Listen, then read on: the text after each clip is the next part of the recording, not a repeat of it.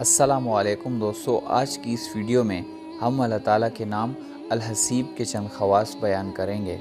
जो कोई चोर, हासिद, हमसाया, दुश्मन या चश्म ज़ुहम या बदनज़र से डरता हो, एक हफ्ता तक सुबह तुलू से पहले और शाम गरूब से पहले 70 बार हस्बी अल्लाहुल हसीब पढ़ेगा, अल्लाह ताला उसे हफ्ता गुजरने से पहले अमन अता फरमाएगा और इंशाअल्लाह तमाम काम दुरुस्त हो जाएंगे। पढ़ाई का आगाज़ जुमेरात के दिन से करें। जो रोज़ाना हस्बी अल्लाहुल हसीब पढ़ेगा, इंशाअल्लाह हर आफत से महफूज रहेगा। जो कोई इस इस्म को 70 बार पढ़ेगा, इंशाअल्लाह दुश्मनों के शर से महफूज रहेगा।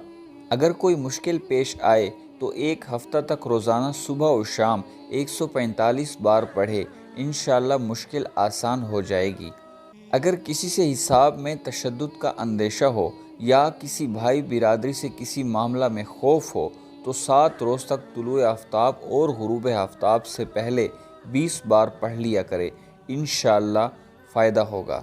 बाज़ उलमा और मशाइख के नज़दीक अल हसीब में इस्म आज़म की तरफ इशारा है, लेकिन इसके बारे में अल्लाह ताला ही बेहतर जानते हैं।